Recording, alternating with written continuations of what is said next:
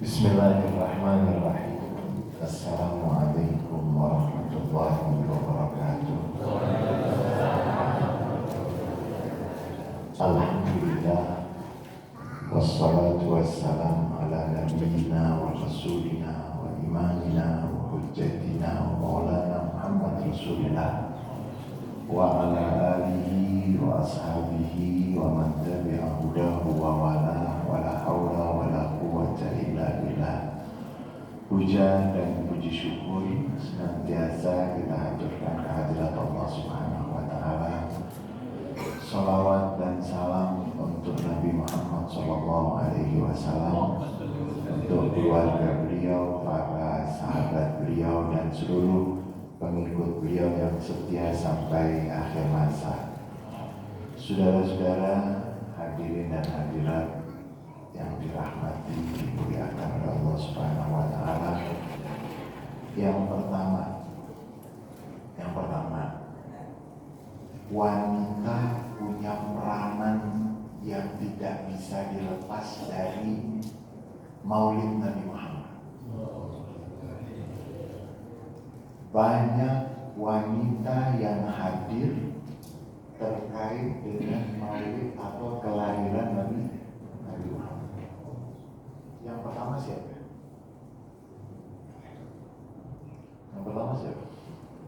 Karena saya lihat yang hadir banyak perempuan, jadi kita bahas perempuan dulu. Wanita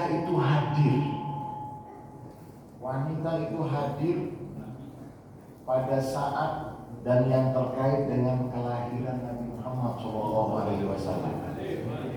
Yang pertama, ibunda beliau, Siti Aminah binti Wahab. Tidak ada wanita yang lebih cantik dari Siti Aminah. Tidak ada wanita di saat itu yang lebih suci, lebih mulia dari Siti Aminah. Siti Aminah, gadis yang dikenal cantik, yang dikenal baik, yang dikenal semua mengharap kalau seorang tua atau orang tua semua mengharap kalau bisa punya menantu Siti Aminah. Banyak sekali dari umat Islam yang melupakan sifat Siti Aminah. Bahkan, mohon maaf, kadang-kadang ada yang salah ngaji. Akhirnya dibahas ibu dan bapak Nabi itu masuk surga atau masuk neraka. Pintu surga gak akan dibuka sampai Rasulullah SAW yang pertama membuka. Terus ada yang membahas ibu dan bapak Nabi. Ini mungkin Abu Lahab kalau masih ada itu bingung. Dia membahas ibu dan bapak Nabi.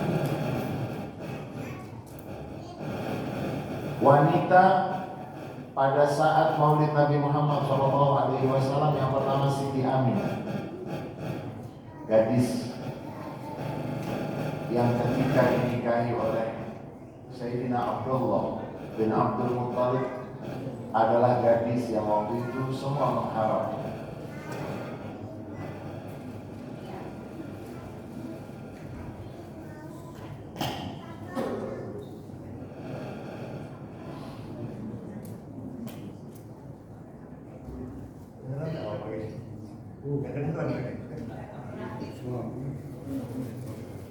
Tes. Ini udah bagus kan? Siti Aminah yang pertama. Yang kedua, ada wanita juga. Siapa?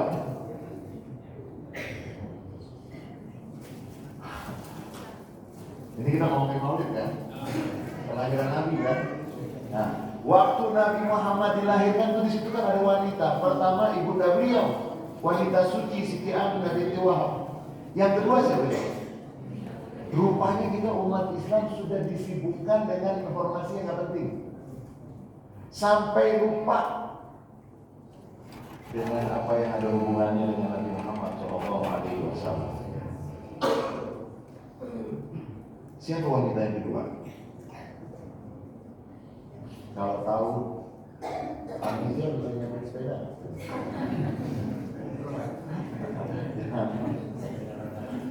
Sepeda roda tiga. Karena kan Bukit ada komunitas sepeda gitu.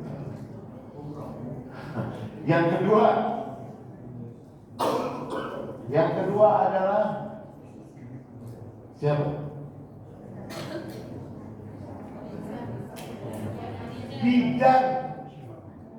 Bidan yang membantu Siti Aminah ketika melahirkan Rasulullah itu siapa namanya? Yang tahu dapat.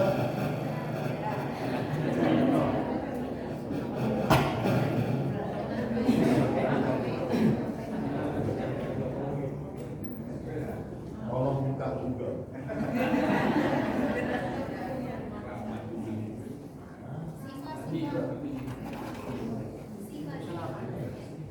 Asy-Syafa, ibunda dari Abdurrahman bin Auf. Qabilatu Aminah fi wiladatiha wa injabiha li Rasulillah sallallahu alaihi wasallam. Beliau adalah, kalau bahasa sekarang itu bidannya, yang membantu proses persalinan Siti Aminah ketika melahirkan Nabi Muhammad sallallahu alaihi wasallam, dan Syafa yang dalam beberapa riwayat dikatakan beliau mendengar ketika Nabi Muhammad sallallahu alaihi wasallam dilahirkan, beliau mendengar ada yang membaca tasbih. Makanya saya masih ingat para kiai kita, para ulama kita bilang, kenapa sih kita bikin perayaan Maulid Nabi Muhammad? Yang paling pantas dirayain kelahirannya itu Nabi Muhammad, yang lain gak pantas karena gak ada yang istimewa. Kalau Nabi Muhammad SAW banyak keistimewaan. Sudah, berarti ada berapa wanita tadi? Siti Aminah, Asy-Syafa ini siapa? Asy-Syafa ini bidannya kira-kira gitu. Dan beliau adalah ibunda dari sahabat Nabi bernama Abdurrahman bin Auf. Wanita yang ketiga siapa? Ntar dulu.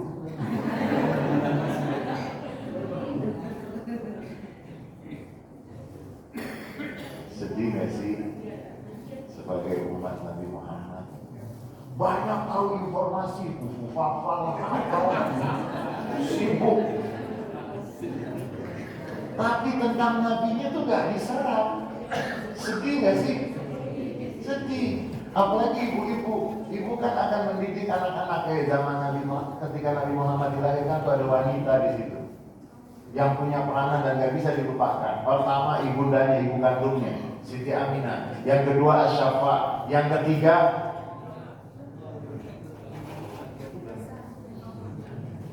ini umat Nabi Muhammad.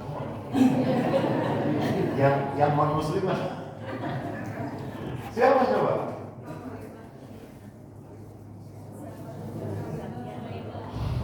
Coba lihat Google.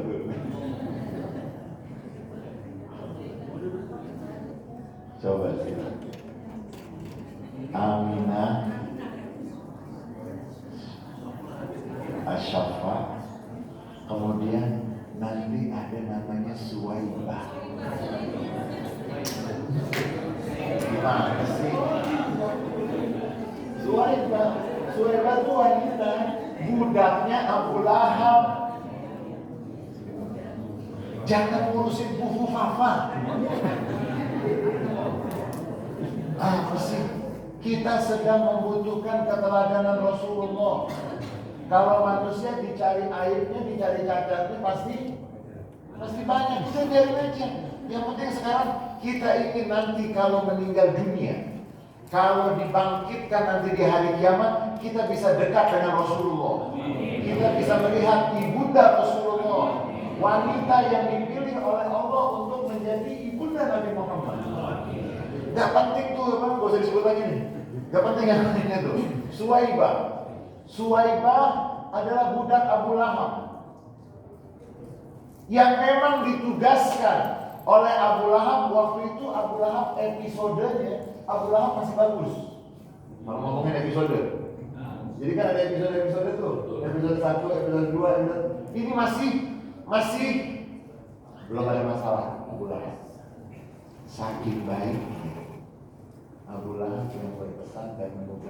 Suwaibah untuk meladeni, melayani, membantu istri ayah Nabi siapa namanya? Abdullah bin Abdul Muttalib. Diminta untuk melayani. Dan begitu dengar sudah akan melahirkan, diminta jangan meninggalkan. Pokoknya kira-kira begitu kali. Kalau misalnya kita punya pembantu gitu misalnya, kita pokoknya kamu jangan kemana-mana. Suwaibah berarti ada berapa tadi? Siti Aminah. Suwaibah begitu Siti Aminah melahirkan, lari. Begitu sudah melahirkan, sudah dibantu semua, lari ke rumah Abu Lahab. Majikan, wahai majikanku, Aminah istri saudaramu almarhum Abdullah melahirkan bayi laki-laki. Senangnya Abu Lahab langsung mengatakan, ambil kambing, sembelih, bagi-bagi makanan. Makanya kalau peringatan Maulid mesti ada makanan. Sembelih, bagi-bagi. Kamu saya merdekakan. Ambil sertifikatmu di Kemenkumham. Atau nikah. Kamu saya merdekakan. Suwaibah membawa berita kelahiran Nabi Muhammad kepada Abu Lahab. Suwaibah dapat tugas menyembelih, menyiapkan hidangan kambing, dibagi-bagi tanda gembira. Dan Suwaibah karena membawa berita kelahiran Nabi Muhammad dimerdekakan. Mudah-mudahan kita yang merayakan Maulid Nabi Muhammad dimerdekakan dari api neraka. Udah berapa berarti? Siti Aminah. Ini hafal gak lagu Abdullah? Coba nanti. Abdullah. Inilah kisah sang Rasul.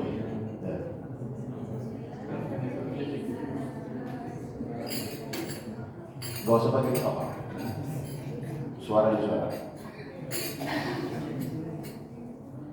Pakai.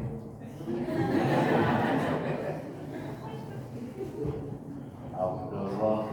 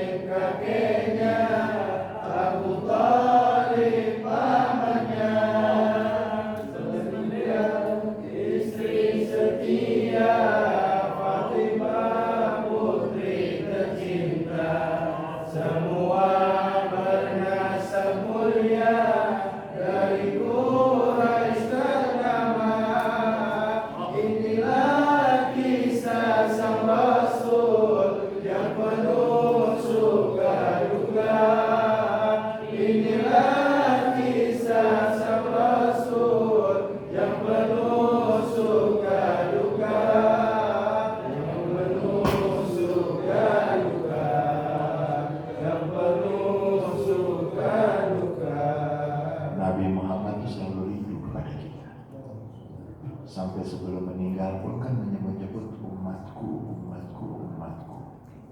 Sampai di ziarah beliau yang terakhir atau hari-hari terakhir ke Baqi, itu beliau menyebut dengan mengatakan, ya Allah, aku rindu kepada saudara-saudara.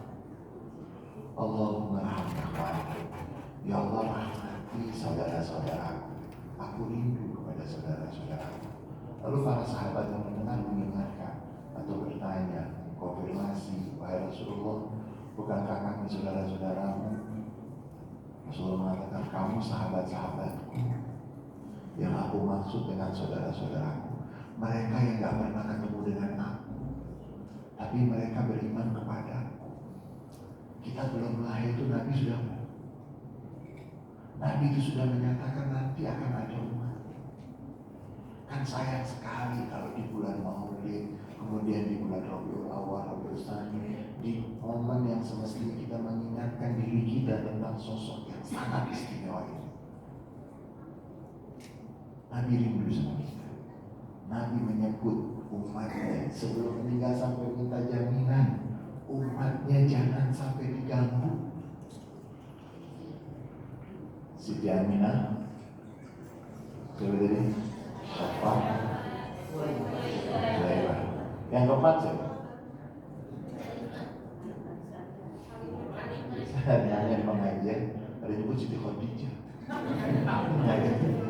Gitu. Gimana sih? Siapa yang keempat? Tak dulu. Pelan-pelan.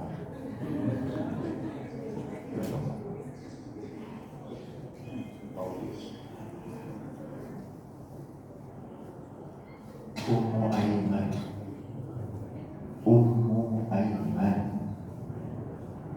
Ummu Aiman budak yang memang ditinggalkan atau warisan peninggalan dari ayah Nabi Sayyidina Abdullah bin Abdul Muttalib. Ummu Aiman nama aslinya Barokah. Nama aslinya Barokah. Dipanggil itu Ummu Aiman.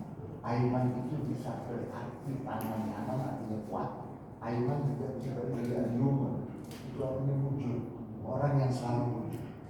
Jadi kalau diperhatikan, semua yang ada di saat Nabi Muhammad dilahirkan, semua itu membawa nama-nama yang positif, membawa energi yang positif. Aminah artinya amanat, keamanan. Kemudian Asyafa itu dari syifa, obat, penawar, penyembuh. Kemudian Suwaibah dari thawab, pahala. Kemudian Ummu Aiman namanya Barokah, berarti maulid Nabi. Sehingga Mufti besar Mesir, Grand Mufti Mesir, Profesor Dr. Ali Jum'ah pernah menulis beberapa makalah terkait dengan kelahiran Nabi Muhammad dan berkah. Al-Maulidun Nabi wal Barakah, Maulid Nabi dan keberkahan. Beliau membawakan riwayat-riwayat yang cukup kuat bagaimana kelahiran Nabi Muhammad membawa keberkahan. Salah satu dari sekian banyak contoh keberkahan tersebut tadi Suwaibah, budak langsung merdeka. Semua, dan nanti dikatakan ketika malam Nabi Muhammad akan dilahirkan, kakek Nabi, siapa namanya? Kan enak kita, pengajian yang kita sebut itu ibu Nabi, ayah Nabi, kakek Nabi. Itu nama-nama yang membawa energi positif. Banyak yang lagi sumpah, banyak yang lagi stres, banyak yang lagi pengajian ini ngomongin politik, kamu sumpah. Biarin politik di TV, biarin politik. Masjid kita isinya ilmu. Masjid, majelis kita isinya cahaya. Masjid, majelis, musola, tempat-tempat peringatan maulid dan semua isinya, pulang dari sini kita tuh rindu sama Rasulullah. Kita pengen bisa malam tuh tidur mimpi Rasulullah. Tapi gara-gara yang dibahas politik terus, tidurnya mimpi apa?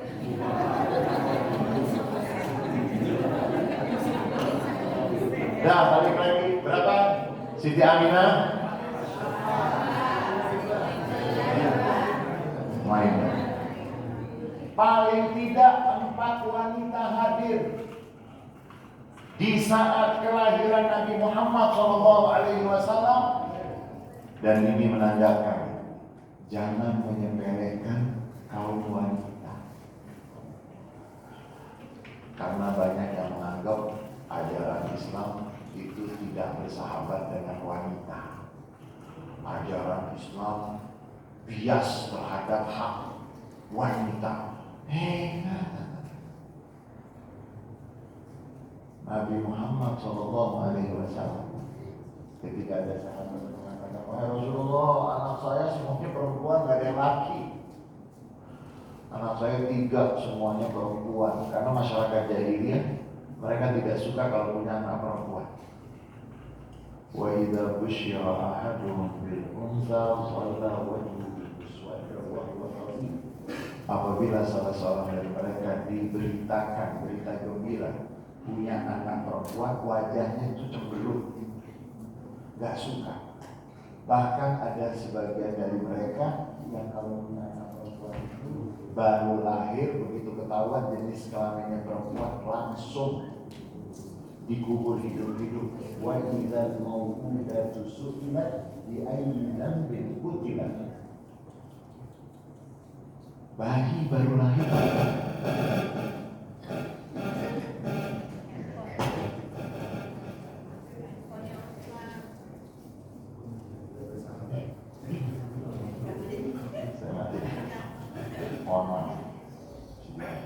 Sampai di mana tadi?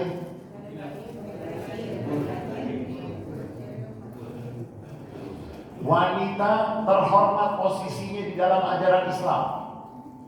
Nabi Muhammad SAW di saat masyarakat jahiliyah tidak senang memiliki anak perempuan, Rasulullah yang mengumumkan dengan lantang, dan hadis itu didengar oleh banyak telinga, dan sampai saat ini hadis itu sampai kepada kita karena diriwayatkan dan mereka mendengar langsung dari Rasulullah, yang Rasulullah mengatakan beliau memiliki anak perempuan bernama Fatimah.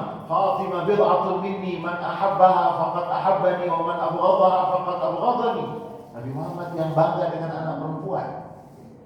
Fatimah gumpalan daging. Siapa yang membuatnya senang berarti membuat aku senang. Siapa yang membuatnya tidak suka, maka berarti dia membuat aku tidak suka. Dan Al-Quran turun secara bertahap. Ada satu surat yang diturunkan dengan nama perempuan. Nama surat Maryam. Surat di saat itu, di kala itu masyarakat jahiliyah paling tabu menyebut nama perempuan. Diturunkan Al-Quran surat, dan nanti dikatakan ketika turun surat Maryam, besok paginya ada salah seorang sahabat Nabi datang kepada Rasulullah dan mengatakan, wahai Rasulullah, istriku baru melahirkan, bayinya perempuan, saya minta engkau berikan nama untuk bayi kami yang perempuan baru lahir. Rasulullah mengatakan, semalam baru turun surat Maryam, saya kasih nama untuk putrimu Maryam. Sahabat itu dikenal dengan Abu Maryam. Buka di Google nama aslinya siapa, jangan. Umat Islam terbesar di dunia sibuk dengan yang membuat pikirannya kotor, hatinya kotor, telinganya. Akhirnya hidup segan, mati. Siapa lagi wanita di saat kelahiran Nabi atau mendekati setelah kelahiran Nabi? Nanti, saya mau tanya sama ibu dan bapak. Kita kalau berdoa kadang-kadang lama dikabulkannya atau cepat?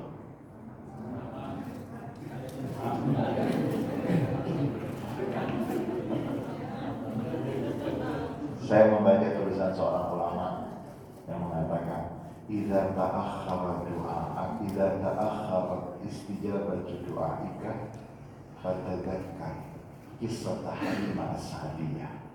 Kalau doamu terlambat dikabulkan atau kamu merasa lambat dikabulkan, ingatlah kisah Halimah As-Sa'diyah. Kenapa? Siapa yang tahu? Ini motornya bukan mobil. Kalau doamu kamu rasa belum dikabulkan, coba ingat kisah Siti Halimah As-Sa'diyah dari perkampungan Bani Sa'idah. Kalau ada yang pergi ke Taif itu melintasi, mau berangkat ke Mekah, karena memang ada budaya pada saat itu dari wilayah pedalaman itu wanitanya punya profesi menyusui. Kalau sekarang kan, mohon maaf ya Mbak, gitu kan, yang apa? Yang punya bahasa sekarang baby, bahasa sekarang bahasa Ya kurang lebih kan ada kan. Dari wilayah tertentu, saya nggak mau sebut namanya juga. Biasanya itu babysitter yang paling bagus dari wilayah mana kan gitu. Anaknya disayang. Ada babysitter yang wilayah tertentu yang galak gitu kan. Gak usah. Ini dari Bani Sa'idah. Siti Halimah dalam riwayat dikatakan beliau ketika memang sudah musimnya datang ke Mekah untuk sebagaimana profesi yang biasa dilakukan oleh beliau dan oleh masyarakat dari perkampungan beliau dan perkampungan sekitar beliau, itu profesinya tuh ya baby mau berangkat, kendaraan yang akan digunakan itu kurus karena memang gak punya kendaraan yang ditunggangi itu kurus. Karena kurus sampai ke Mekah itu belakangan atau duluan? Terlambat. Sampai ke Mekahnya didahului oleh yang lainnya, yang profesi juga sebagai baby. Kira-kira begitulah untuk kita gampang untuk memahaminya. Karena yang digunakan, yang ditunggangi itu kurus, jalannya pelan. Yang lain sudah sampai ke Mekah, sudah dapat bayi. Sudah dapat? Ada yang dapat bayi anak orang kaya.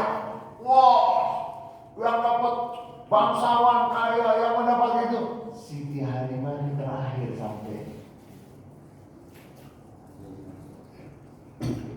Siti Halimah terakhir sampai. Dan ketika terakhir sampai, dapatnya anak yatim. Dapatnya? Yang lain kan kok, kamu jadi baby sister di rumah siapa? Di rumah fufu papa. Balik lagi. Ini gara-gara kebanyakan lewat di mana? Wah, jadi baby sister untuk keluarga terpandang. Ayahnya masih ada, ibunya masih ada, neneknya masih ada, kakeknya masih ada, orang terpandang, banyak duitnya. Senang gak tuh baby sister?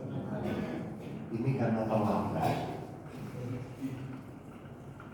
dapatnya anak yatim. Dan nanti ada pembahasan para ulama. Kenapa Nabi Muhammad dilahirkan yatim? Kenapa Nabi Muhammad dilahirkan yatim padahal Nabi paling mulia, Nabi paling agung? Salah satu dari sekian hikmahnya untuk setiap yatim tidak pernah kecil hati. Karena Nabi yang terakhir, Nabi paling mulia, manusia paling mulia, lahir dalam keadaan yatim. Setiap yatim tidak akan kecil hati karena Nabi Muhammad. Kembali ke Siti Halimah. Terlambat. Kira-kira terlambat gitu. Yang lain sudah dapat bayi, sudah dapat anak orang kaya, sudah dapat keluarga yang, karena terlambat dapatnya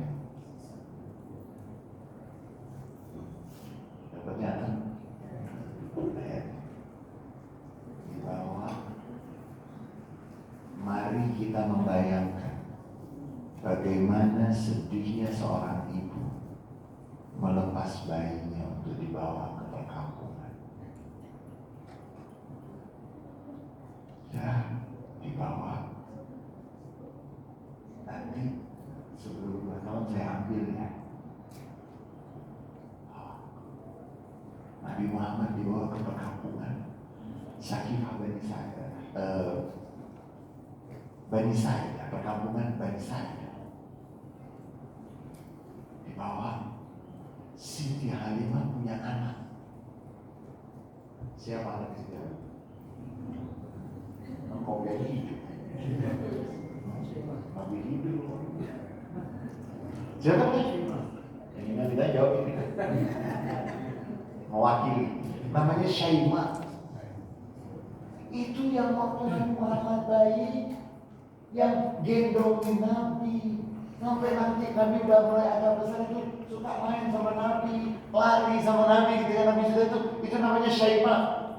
Banyak orang nggak tahu, banyak orang menyebut nama-nama yang nggak bagus. Syaimah bint Al-Harith, suaminya Halimah Sa'diyah namanya Al-Harith, punya putri nanti namanya Syaimah. Nabi Muhammad tinggal di Bani Sa'idah. Kalau menurut sirah sejarah, Siti Halimah bilang, ya Allah, semenjak bayi itu saya bawa, kampung saya tuh berkah. Yang tadinya nggak turun hujan. Yang tadinya rumputnya kering, yang tadinya tunggangan saya tuh kurus. Ini lagi berkah dengan kelahiran. Kemudian udah mau 2 tahun atau mendekati 2 tahun mau dikembalikan. Ternyata ada wabah penyakit yang berbahaya untuk bayi. Kira-kira mirip COVID lagi. Ada nggak boleh masuk. Ya ada lockdown.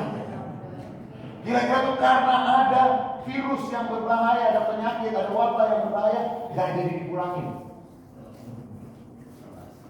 Tambah di perkampungan Halimah As-Sa'diyah sampai mendekati 6 tahun.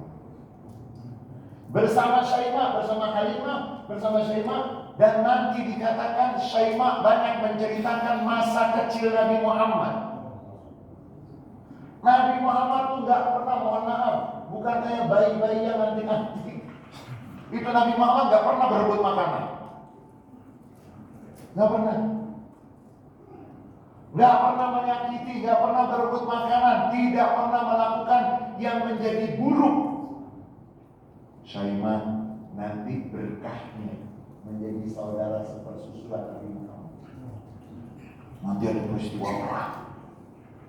Di antara yang menjadi tawanan perang itu adalah Syaimah. Jadi yang namanya berkah itu nggak harus hari ini, nggak apa-apa. Bisa, karena ada yang namanya berkah itu doa kita sekarang nanti bisa jadi dikabulkannya untuk cucu kita. Oh, jangan-jangan dia jadi orang soleh karena dulu neneknya selalu berdoa. Jadi, pokoknya kita berusaha untuk terus berdoa, terus meminta, nggak akan sia-sia doa itu. Nah, Halimah punya putri namanya Syaimah. Ini perempuan semua ya? Dari tadi perempuan. Dari tadi tidak ada yang hadir perempuan. Jadi mana?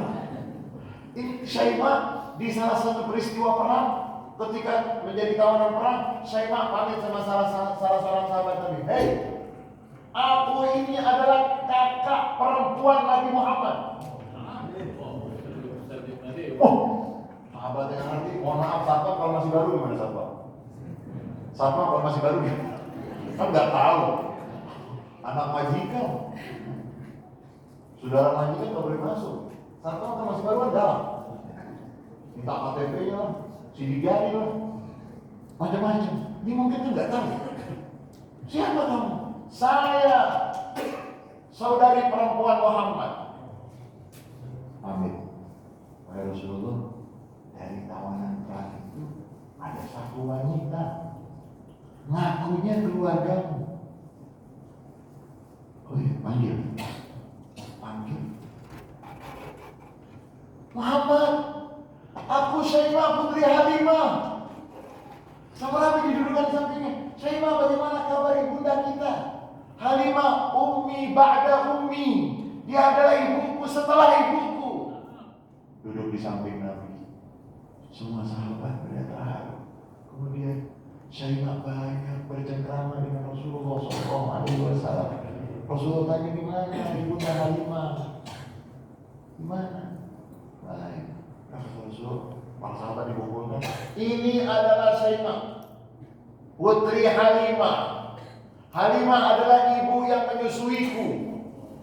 Saya sampaikan kepada kamu semuanya, dia bebas dan semua yang bersamanya tawanan bebas. Berkah. Jadi kalau Nabi Muhammad itu berkah semua. Syaimah pulang membawa banyak hadiah dari Rasulullah SAW. Siti Halimah nanti ketika Nabi sudah 6 tahun atau kurang lebih 6 tahun memulangkan Nabi Muhammad. Dipeluk oleh Siti Aminah, dipeluk, dicium. Kemudian Siti Aminah mengatakan, wahai Muhammad, besok kita berangkat ke Yathrib. Yathrib itu nama lama kota Madinah. Kira-kira begini, ini cerita lo ya, ini jangan terus kira-kira. Muhammad, besok kita ke Yathrib, kita akan menziarahi kubur ayah. Namanya dulu belum Madinah, tapi ya. Dan kita akan bertemu dengan bibi dari keluarga ayah. Jadi Nabi Muhammad ayahnya itu dari Mekah, nenek Nabi Muhammad itu dari Madinah, Bani Najjar. Berangkatlah. Sepanjang perjalanan berangkat itu Siti Aminah, Ummu Aiman, Rasulullah bertiga. Sepanjang perjalanan Nabi dipeluki, diciumi, erat sekali. Rupanya kalau pelukan itu erat, tanda akan ada perpisahan. Kita kalau pergi ke bandara di airport itu banyak orang pelukan yang erat ya. Karena kan mau apa? Diciumi, cerita, gimana sih ibu sudah lama tidak bertemu dengan anak semata wayang. Sampailah ke Madinah. Sampai di Madinah berziarah ke kubur ayahandanya, bertemu dengan keluarga ayahandanya dari pihak ibunya, dari suku Bani Najjar. Kemudian setelah itu siap akan pulang kembali ke Mekah. Begitu akan kembali ke Mekah, sudah mulai merasa sakit. Siti Aminah mulai merasa sakit. Tetapi karena harus pulang, karena Nabi Muhammad harus dipelihara atau harus tinggal di rumah kakek. Siapa kakek Nabi namanya? Abdul Muttalib. Karena harus dipulangkan, harus tinggal di rumah kakeknya. Dalam keadaan sakit, harus berjalan juga. Sampailah di satu desa, namanya Buncit Indah.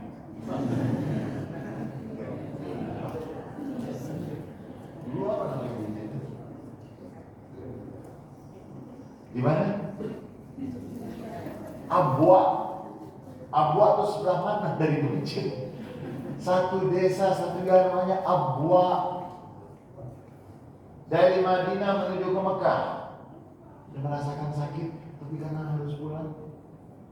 Sampai di Abwa, ibundanya mengatakan, wahai Muhammad, ibu sudah tidak bisa tahan lagi. Muhammad, kalau ibu gak ada, kamu pulang ikut Ummu Aiman ya. Kamu pulang ke Mekah dengan Ummu Aiman, kamu tinggal dengan kakek. Bagaimana perasaan? Habis berbicara itu dipeluk dan selesai, meninggal dunia. Nabi Muhammad usia 6 tahun, bukan hanya menyaksikan meninggal ibundanya, tapi beliau menguburkan ibundanya. Berangkat penuh dengan pelukan yang hangat dari ibunda Siti Aminah. Pulang dari Madinah, Nabi hanya bersama Ummu Aiman. Nangis. Kita nggak tahu apa ini musibah kita. Ayahnya meninggal, ibunya meninggal. Kakeknya Sayyidina Abdul Muttalib setiap hari itu melihat kedatangan kafilah. Kok gak datang? Jadwalnya datang. Lihat lagi kafilah enggak? Oh, diberitakan. Lihat kami waktu itu dari Madinah berangkat, kemudian mereka berhenti di Abwa. Mulai dirasa sang kakek. Kok belum pulang-pulang, belum sampai-sampai. Setiap hari ditunggu. Setiap hari ditunggu. Suatu hari terlihat dari kejauhan. Maka kan tuh banyak bukit-bukit. Terlihat dari kejauhan kecil, belakangnya itu perempuan. Dan Ummu Aiman ini kulit hitam. Ummu Aiman ini budak dari Ethiopia, berkulit hitam. Jangan pernah kecil hati kalau berkulit hitam, karena banyak sekali kulit hitam yang masuk di surga. Bilal, jangankan Bilal, benar. Nabi ketika Isra dan Mi'raj mengatakan, ya Bilal, sami'tu dafana 'alaika bil jannah. Bilal, aku mendengar suara terompamu di surga. Bilal belum meninggal, sementara juga. Ini Ummu Aiman mendekat. Kakek Nabi memperhatikan lagi. Nabi Muhammad yang bercahaya, kemudian Ummu Aiman. Kakek itu bergegas menjemput dan memeluknya. Dan kakeknya kira-kira mengatakan, wahai Muhammad, kamu adalah anak kakek. Mama tidak sama kakek ya.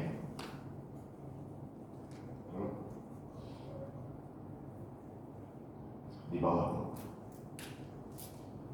semenjak 6 tahun ditinggali bundanya, beliau bersama Abdul Muttalib, kakek beliau, Sayyidina Abdul Muttalib, dimanja, disayang, penuh dengan perhatian.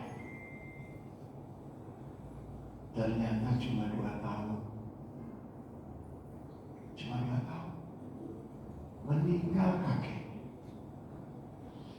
Yang tadinya di tengah kakek yang penuh dengan perhatian, dan kakek Nabi Sayyidina Abdul Muttalib dikatakan beliaulah yang punya bangku kehormatan di Mekah, di Masjidil Haram, di mana ketika ada orang-orang di Mekah yang memiliki masalah, yang memiliki permasalahan, problem, konflik dan semua, mereka biasanya minta saran. Dan Nabi Muhammad yang selalu dibangku, Nabi Muhammad yang selalu ada di bangku, sehingga masyarakat Mekah itu sangat mengenal Nabi Muhammad. Cuma 2 tahun kakeknya meninggal. Kemana Nabi Muhammad? Nabi Muhammad pindah ke paman beliau bernama Abu Talib. Punya anak banyak, tidak kaya, harus nambah. Semenjak itu Nabi Muhammad tinggal di rumah Abu Talib. Dan istri Abu Talib, siapa namanya istri Abu Talib? Nabi serius ditanya kaget. Yang tahu dapat.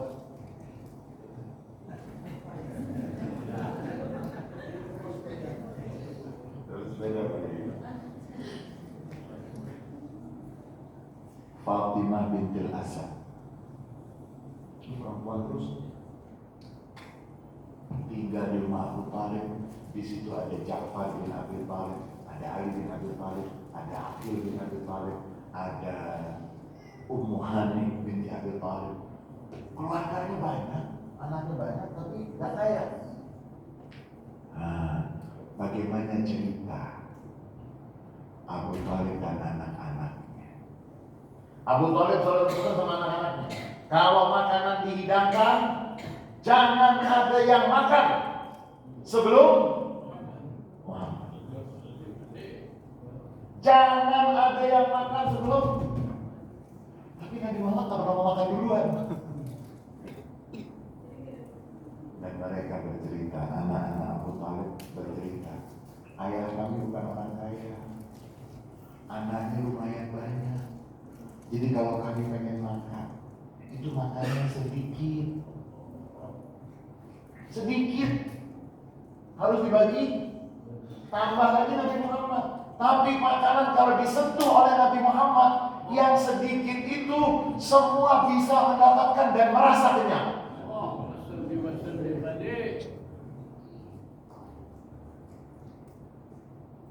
Ini disebut berkah. Berkah. Makanannya itu sedikit, yang makan banyak. Semua merasa kenyang. Inilah salah satu dari cerita keluarga Abu Thalib, pengalaman bersama Nabi Muhammad di saat masih di bawah peliharaan atau dipelihara, dirawat, dijaga oleh paman Abu Thalib. Dan Abu Thalib kalau hujan tidak turun-turun, kalau hujan tidak turun-turun nih, kan waktu itu belum ada sholat istisqa. Wah, nanti ada yang ngajinya tanggung-tanggung kan. Waktu zaman itu sebelum Nabi Muhammad diutus sebagai Nabi, itu kalau hujan tidak turun-turun gimana? Yang tahu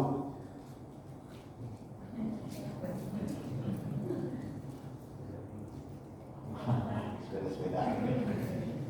Kalau hujan tidak turun-turun, itu sering dikatakan bahwa Abu Thalib itu menggendong Nabi Muhammad, memanjakan Nabi Muhammad. Wa abyadha yustas al-ghamam biwajhihi. Ya Allah, demi yang putih berseri dan wajahnya indah ini, turunkan kepada kami hujan. Wa abyadha yustas al-ghamam biwajhihi.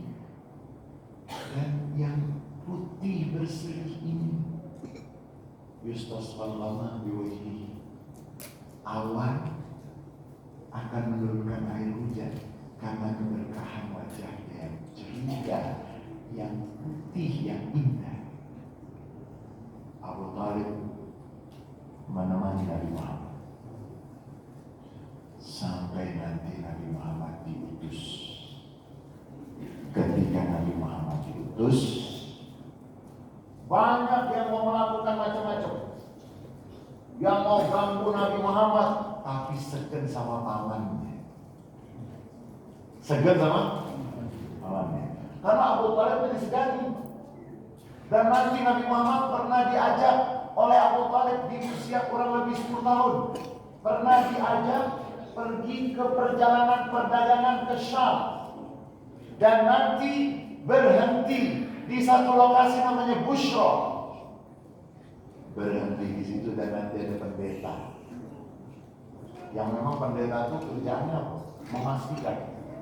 Di kitabnya ditulis bahwa Nabi yang terakhir itu nanti yatim.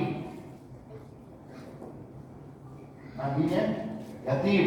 Kemudian nanti ada tanda baina katifaihi alama. Jadi di antara dua belakang itu ada tanda. Setiap hari ada kafilah yang lewat, diperhatikan. Kemudian Nabi yang terakhir itu nanti akan dinaungi oleh awan. Ketika Nabi dibawa oleh Abu Thalib, dan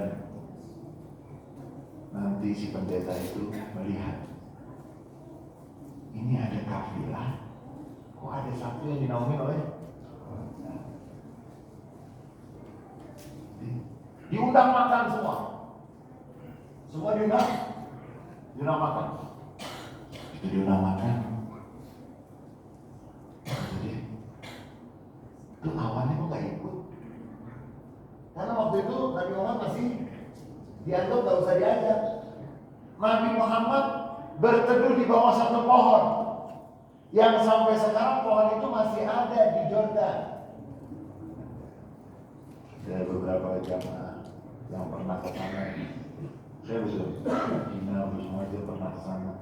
Pak Ira asal ya. Pohon itu Nabi berteduh di situ. Diminta untuk ikut juga. Ketika ikut, kemudian dilihat oleh pendeta. Benar, tanda-tanda itu ada pada anak kecil ini. Kata pendeta, jangan lanjutkan ke Syam, ke Damaskus, jangan.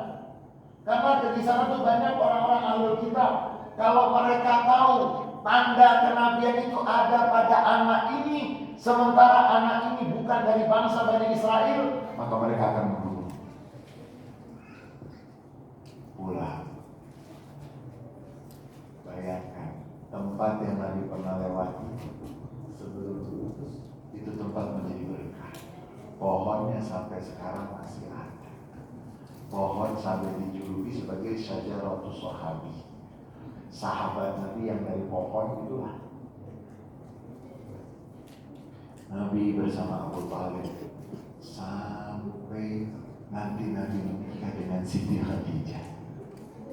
Nabi menikah dengan Nabi Muhammad usianya 25 tahun, Siti Khadijah 40 tahun, 25 tahun, 40 tahun. Nabi Muhammad adalah manusia suci. Seandainya, dan ini tidak mungkin, seandainya beliau ingin melakukan yang biasa dilakukan oleh pemuda-pemuda di Mekah pada masa jahiliyah, beliau bisa melakukan hubungan laki dan perempuan dengan cara yang tidak baik. Dan beliau menikah dengan Siti Khadijah. Dan Nabi itu Abu Thalib yang membawa pidato pernikahan Nabi Muhammad dengan Siti Khadijah. Padahal waktu itu belum ada KUA, belum ada, tapi sudah rapi. Ini yang dikatakan bahwa Nabi Muhammad SAW belum menjadi Nabi, itu sudah level perilaku, perbuatan, semuanya sudah sangat istimewa. Menikah dengan Siti Khadijah, kemudian membangun rumah tangga, dan sebelum menikah dengan Siti Khadijah, Nabi Muhammad SAW kenalnya dengan Siti Khadijah melalui siapa?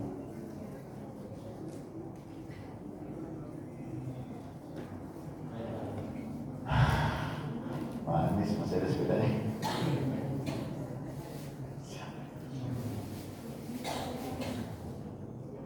PR. Nanti itu ada yang, karena kan Abu Thalib itu berdagang. Karena nanti ada dalam Al-Quran itu ada suku namanya suku Quraisy. Di ilafi Quraisy, ilafihim rihlat syita'i wasai. Karena mereka biasa melakukan perdagangan. Dan mereka itu kalau bahasan sekarang itu para perantau yang biasa, mohon maaf bukan perantau, perdagangannya global. Jadi bukan hanya di kampung, tapi keluar. Dikenalkan Nabi Muhammad dengan Siti Khadijah. Kemudian Nabi Muhammad berdagang. Ini bedanya yang namanya orang bener. Ada orang namanya Amin, tapi bohong mulu. Mohon maaf. Namanya si Amin. Aminnya kita percaya. Gak bisa kita percaya. Bohongnya halus. Bukan bocor halus, bukan. Bohongnya halus. Itu bohongnya halus. Namanya Nabi Muhammad SAW mendapatkan gelar Amin, terpercaya, karena ketika berdagang itu sehalus apapun dari barang yang beliau dagangi, kalau ada catatan beliau jelaskan. Siti Khadijah percaya. Kemudian Nabi Muhammad banyak punya uang.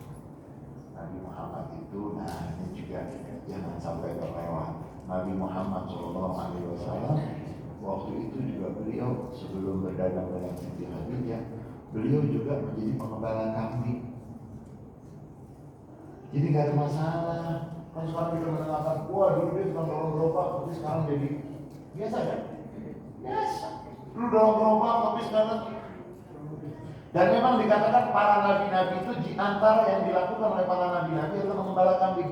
Apa hubungannya dengan kambing? Ma min nabiyyin illa wa yar'al aghnam.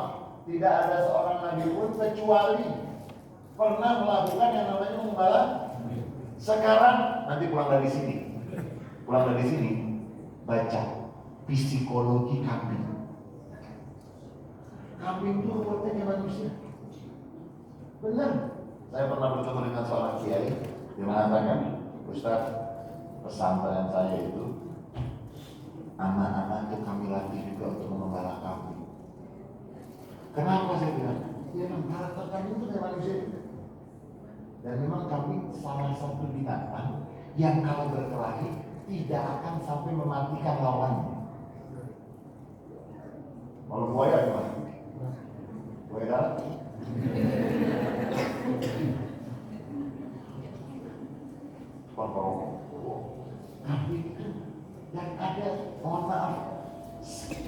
mereka itu psikologinya hewan gitu. Itu ada kemiripan dengan manusia. Jadi kambing itu suka ngarang, suka mama denger, suka nanti nurut, nanti nggak nurut. Itu mirip-mirip tuh. Mirip sama siapa? Mirip sama siapa? Nabi itu mendapatkan uang juga dari hasil mengembala kambing. Kemudian juga berdagang dengan Siti. Jadi nanti ada pembahasan Nabi Muhammad kaya atau miskin? Kaya. Itu ada pembahasan. Wah, Nabi Muhammad tuh, nah mau tahu Nabi Muhammad kaya atau miskin? Kasih tugas sama pakai kopi hijau. Waktu menikah dengan Siti Khadijah, maharnya berapa?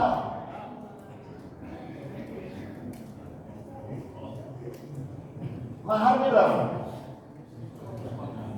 Gak kayak gila gitu maksudnya. Yang itu kan yang mana nih gitu kan.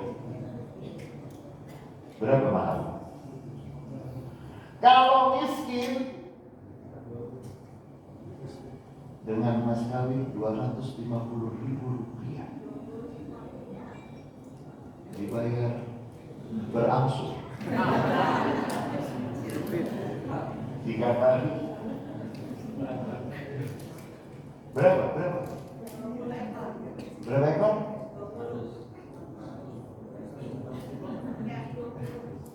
Kaya. Itu hasil dari mana? Makanya mohon maaf, jangan sampai ada yang menganggap bahwa setiap orang kaya itu musuh. Orang kaya itu berarti nggak bagus. Enggak. Sayyidina Utsman kaya nggak? Kaya. Abdurrahman bin Auf? Kaya. Nanti Anas bin Malik, khadim Rasulullah. Anas bin Malik yang pernah menjadi pembantu Rasulullah selama 10 tahun. Itu ibunya pernah datang. Wahai Rasulullah, Anas kan sudah menjadi pembantu 10 tahun. Doakan dong buat Anas. Rasulullah bilang, oh iya, doakan. Ya Allah, asrif fi malihi wa fi auladihi. Ya Allah, banyakin anaknya dan harta. Meninggal dunia, anak dan cucunya semua kalau dihitung 100. Kekayaannya, jadi nggak ada masalah dengan kekayaan. Yang masalah itu kan salah paham tentang kaya. Nabi Muhammad itu kaya. Menikah dengan Siti Khadijah, mas kawin itu bukan seekor rambut, onta sampai sekarang juga masih mahal. Nabi Muhammad berumah tangga dengan Siti Khadijah sampai saat-saat sangat sulit. Kapan saat yang sangat sulit? Yang setelah saat keadaan yang sangat sulit itu Siti Khadijah meninggal, Abu Thalib meninggal. Ada masa setelah Nabi Muhammad berdakwah 10 tahun di Mekah, yang masuk Islam masih sedikit. Setelah 10 tahun itu nanti Siti Khadijah meninggal dunia. Nabi Muhammad berarti usia Nabi Muhammad berapa? Nabi kan diutus 40 tahun. 10. Nabi kan diutus 40 tahun. Setelah 10 tahun berdakwah berarti umur 40. Nanti Siti Khadijah itu meninggal setelah peristiwa namanya pemboikotan. Jadi orang-orang Mekah semua sepakat, Muhammad dan keluarganya dan para pengikutnya kita boikot di satu tempat namanya Syi'ib Ali di Mekah. Tidak boleh ada makanan masuk, tidak boleh ada minuman masuk. Dan mereka buat perjanjian pemboikotan itu, mereka buat tertulis dan mereka taruh di dalam Ka'bah selama 3 tahun. Kalau di Cianjur diboikot, bisa nanam singkong. Ada pohon pisang, ada pohon kelapa. Di Mekah itu diboikot, pohonnya apa? Siti Khadijah sebagai ibu, sebagai istri yang menemani Nabi Muhammad SAW, dan nanti dikatakan Nabi Muhammad di saat itu sampai memakan apa coba? Di Mekah itu pohon apa? Pohon. Yang di padang pasir itu pohon apa sih? Mereka buat perjanjian pemboikotan. Dan nanti dikatakan Siti Khadijah dalam pemboikotan itu sakit. Surat pemboikotan yang mereka taruh di Ka'bah, Nabi Muhammad mendapatkan informasi dari malaikat Jibril bahwa surat perjanjian itu dimakan rayap. Surat perjanjian itu makan rayap. Kecuali tulisan nama Allah. Rayap aja ngerti. Rayap zaman dulu. Rayap zaman dulu ngerti.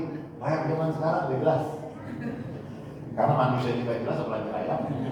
Itu kan tergantung. Nabi Muhammad mengatakan kepada orang-orang, hei, perjanjian itu sudah batal. Oh tidak, masih 3 tahun. Perjanjian itu sudah batal karena sudah dimakan oleh rayap. Gak mungkin. Banyak dari mereka yang jadi apa? Kalau benar yang disampaikan oleh Muhammad, kita mau masuk Islam.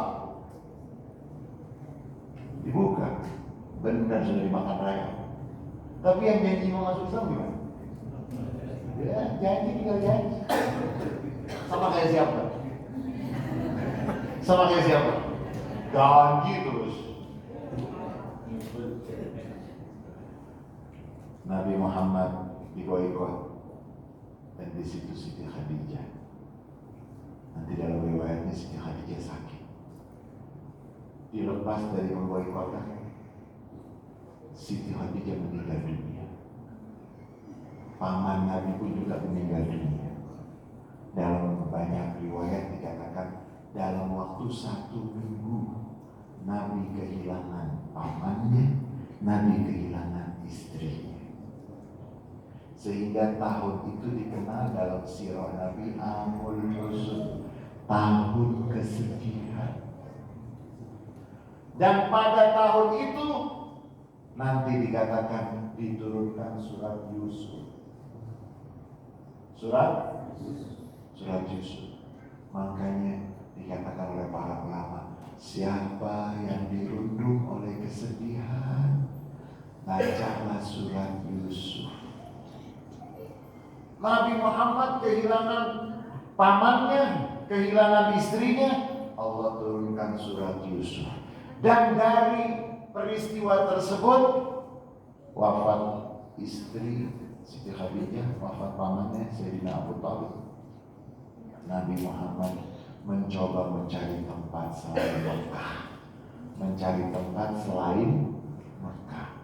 Oh, ke Taif, pegunungan. Biasanya daerah pegunungan orang juga kan sering dingin tuh. Biasanya apa? Ramah. Kan dari pegunungan kan gitu. Berangkat. Bersama siapa Nabi Muhammad berangkat ke Taif? Gak enak sama yang kopi hijau. Wajahnya udah mulai hijau. Bersama siapa Nabi Muhammad berangkat ke Taif?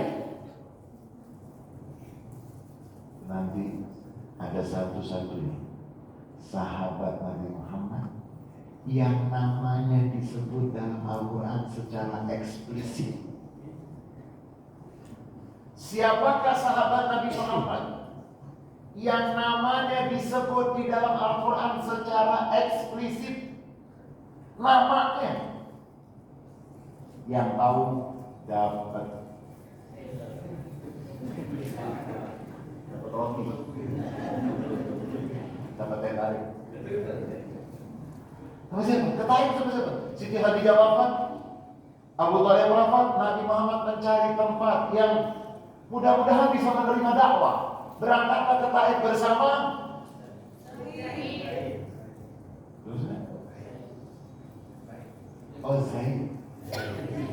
Zaid bin Al-Harithah. Walamma qada Zaidun minha wa tara zawajnakaha, satu-satunya sahabat Nabi yang namanya disebut di dalam Al-Quran, namanya Zaid bin Al-Harithah. Dulu ketika peristiwa keramaian di Mekah, Zaid bersama ibu dan bapaknya lagi datang ke Mekah mungkin musim haji atau musim keramaian. Akhirnya terlepas dari tangan ayah dan ibunya, hilang. Dicari gak ketemu. Ini ceritanya Zaid bin Al-Harithah. Dicari tidak ketemu, ayah dan ibunya pulang ke kampung. Zaid bin Al-Harithah ditemukan dijual menjadi budak. Nanti dikatakan dibeli oleh Siti Khadijah atau keluarga Siti Khadijah. Semenjak itu Zaid tinggal bersama Nabi Muhammad. Dan ketika itu mereka mengenali Zaid bin Muhammad. Zaid anak angkat Nabi Muhammad. Dan Zaid ketika nanti ayahnya datang sama ibunya datang, Zaid, ayah menyebut kamu Zaid. Waktu itu kan kalau Nabi Muhammad mau matre, bayar dulu yang mahal. Nabi Muhammad mengatakan kepada ayah Zaid, Aisyah dan kepada ibu, Zaid, kamu mau pilih silakan. Memang benar kamu pilih. Tapi kalau kamu mau pulang ke ayahmu, ke ibumu, kamu bersama aku juga. Zaid pilih apa? Pilih bersama Nabi Muhammad. Dan Zaid bin Al-Harithah dikenal dengan Hibbu Rasulillah, orang yang dicintai oleh Rasulullah. Dan nanti Zaid bin Al-Harithah nikah dengan Ummu Aiman, punya anak namanya Usama bin Zaid. Usama bin Zaid yang dijuluki dengan Hibbi Rasulillah, orang yang dicintai oleh Rasulullah, dan ayahnya pun orang yang dicintai oleh Rasulullah. Usama bin Zaid nanti panglima paling muda semenjak wafatnya Rasulullah. Zaid bin Al-Harithah kuburnya itu ada di Jordania. Beliau waktu itu menjadi bagian dari pasukan yang Nabi Muhammad utus untuk pergi ke wilayah mencegah jangan sampai kekuatan Romawi itu masuk mendekati atau sudah mengarah ke wilayah Madinah. Di wilayah nanti namanya Mu'tah. Dan Zaid bin Al-Harithah gugur di peristiwa perang Mu'tah. Bukan Mu'tah, beda. Ada Mu'tah kawin kontrak. Tapi kalau Mu'tah itu wilayah, satu wilayah di Jordania. Zaid bin Al-Harithah yang menemani Nabi ke Taif. Nabi bersama Zaid bin Al-Harithah, banyak yang mengatakan ke Taif ini jalan kaki. Hanya bersama Zaid bin Al-Harithah sampai di Taif, ternyata sudah tersebar berita, sudah ada bocor yang tidak halus lagi. Bocor yang kasar bahwa Nabi Muhammad akan ke Taif. Mereka sudah menyiapkan. Anak-anak mereka kumpulkan, yang tua, yang dewasa. Begitu Nabi Muhammad mendekati wilayah Taif, mereka sudah siap. Begitu Nabi Muhammad masuk ke Taif, mereka kirim, mereka suruh anak-anak kecil mereka melempari batu untuk Nabi Muhammad. Nabi Muhammad dilempari batu, lalu Nabi Muhammad berlari meninggalkan keramaian tersebut. Dan Nabi Muhammad nanti singgah di kebun anggur. Dan di kebun anggur itu, yang menjaga kebun anggur itu namanya Adas. Ini siapa? Adas pamit sama majikannya. Nabi Muhammad diizinkan dengan Zaid bin Harithah istirahat. Dan Nabi Muhammad itu berumuran hari lagi. Kemudian Nabi Muhammad disuguhi anggur. Ketika mengambil anggur, Nabi Muhammad membaca Bismillahirrahmanirrahim. Ada si pembantu itu, si penjaga kebun itu terkejut. Dia bilang, udah lama saya tidak mendengar Bismillahirrahmanirrahim. Waktu saya di kampung, saya sering mendengar Bismillahirrahmanirrahim. Nabi Muhammad tanya, memangnya kampung kamu di mana? Bukan Masjid Indah. Kampung kamu di mana? Kampung saya di Nainawa. Nainawa itu wilayah Irak. Oh, kata Nabi Muhammad, di Nainawa itu ada saudaraku, namanya Yunus bin Matta. Nabi Yunus alaihi salam ala nabiyina sallallahu alaihi wasallam. Langsung ada saja. Kalau begitu, engkau siapa? Kok kau kenal dengan Nabi Yunus? Nabi Muhammad mengatakan, aku adalah utusan Allah. Kami para nabi-nabi satu keluarga. Langsung Adas mencium Nabi, mencium tangan Nabi, mencium kening Nabi, dan Adas nanti masuk Islam. Nabi ketika di Taif ditawarkan oleh Allah melalui malaikat, kami akan menumpahkan, menjatuhkan 2 gunung untuk penduduk Taif yang tidak baik tersebut. Nabi nggak mau, malah Nabi berdoa, mudah-mudahan penduduk Taif yang belum beriman sekarang, anak cucunya nanti beriman. Dan benar, yang menyebarkan Islam ke wilayah Cina adalah orang-orang Arab dari keturunan Taif. Nabi berdoa, kalau mereka belum beriman, wahai ya Allah, jika mereka belum beriman, keluarkan min aslabihim man yu'minuna bika wa bi rasulik. Keluarkan dari sulbi mereka, lahirkan dari sulbi mereka anak-anak yang akan beriman kepadamu dan kepada Rasul. Dari Taif Nabi pulang kembali ke Mekah. Nah, ketika dari Taif kembali ke Mekah, di tengah perjalanan menuju ke Mekah, turun surat Al-Jin. Nah, baru kita ngomongin jin. Tapi waktu ini udah habis. Yang akan datang aja kita ngomongin jin. Turun surat Al-Jin. Nabi sholat subuh membaca surat Al-Jin. Dan ternyata jin muping.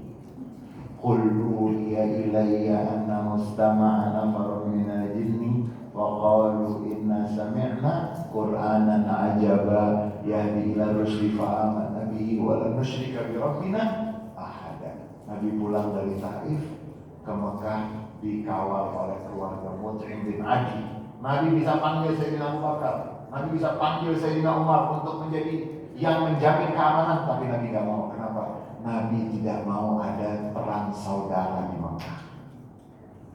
Karena itulah teladan yang begitu banyak yang bisa kita ambil dari Nabi Muhammad SAW. Beliau sangat cinta kepada bangsanya, cinta kepada umatnya, cinta kepada seluruh ciptaan Allah Subhanahu Wa Taala, bahkan terhadap musuh-musuhnya. Nanti kita akan melihat bagaimana kota Mekah.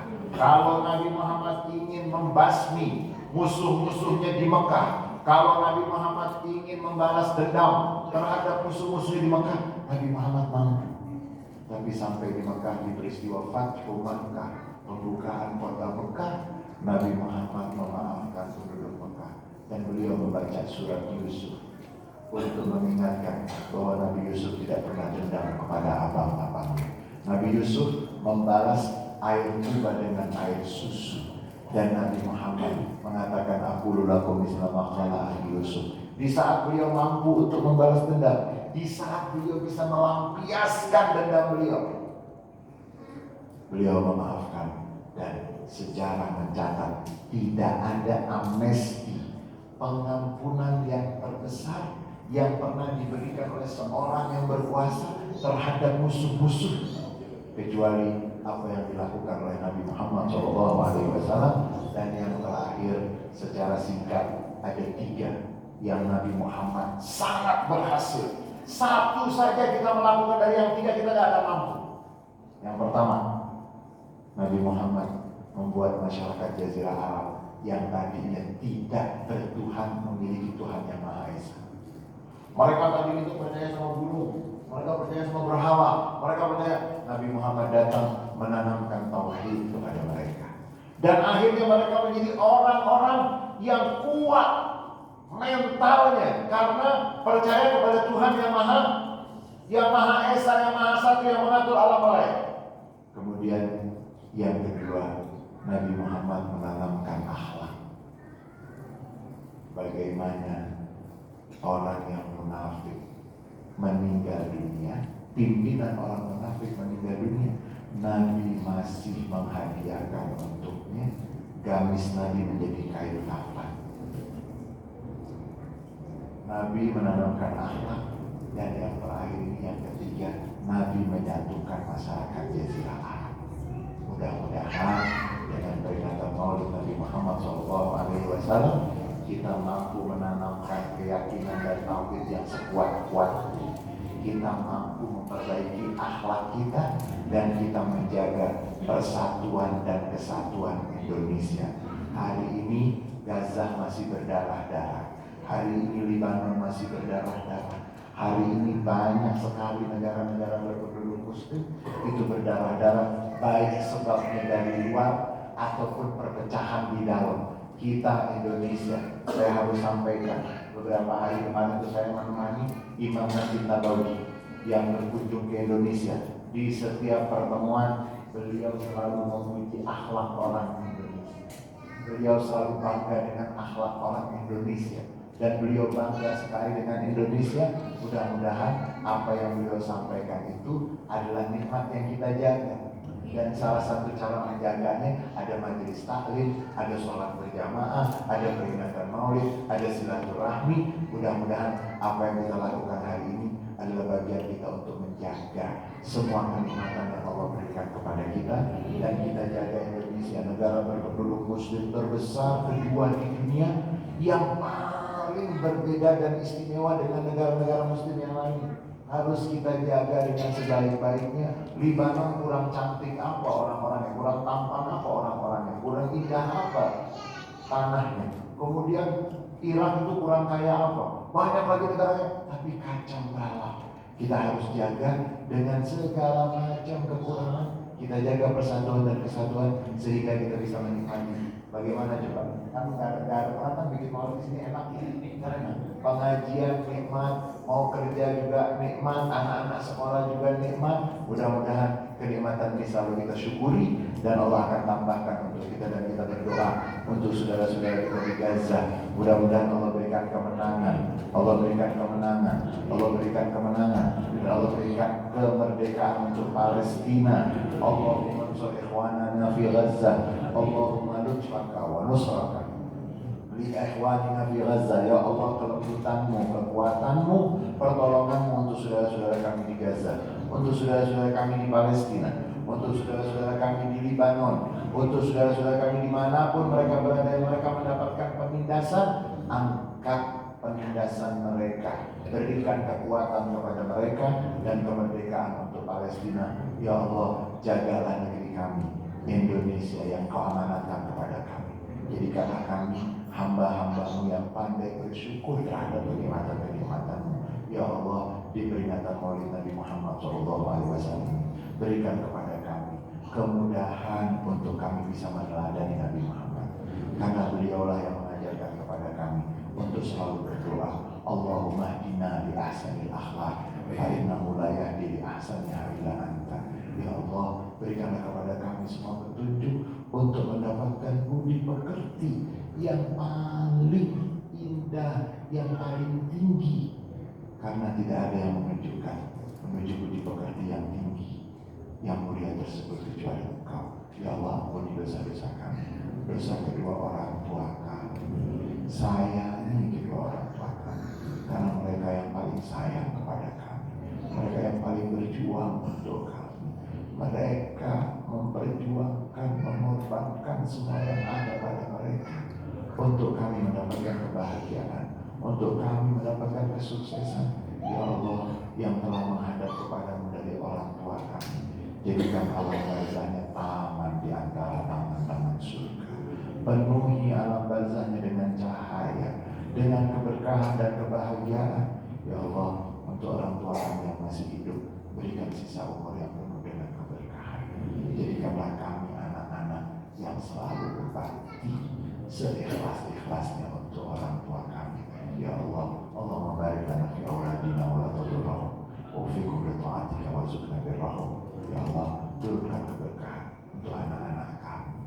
Jaga anak-anak kami dari semua yang tidak kami inginkan. Ya Allah, berikan untuk kami rezeki yang luas, yang berkah, yang salah satu dari rezeki tersebut adalah kesolehan anak-anak kami, kebaikan anak-anak kami, kesuksesan anak-anak kami di dunia sampai di akhirat. Ya Allah, kami cinta kepada Nabi, kami rindu kepada Nabi, kami duduk di tempat ini pada hari ini tidak lain dan tidak bukan untuk bersyukur terhadap nikmat-nikmat yang diantara nikmat besar tersebut adalah kelahiran Nabi Muhammad. Engkau utus Nabi Muhammad menjadi Nabi yang sangat sayang kepada kami, Nabi yang selalu mengupayakan kebaikan untuk kami, Nabi yang akan menanti kami nanti di padang mahsyar, Nabi yang akan berada di depan pintu surga untuk memastikan semua kami akan masuk ke dalam surga.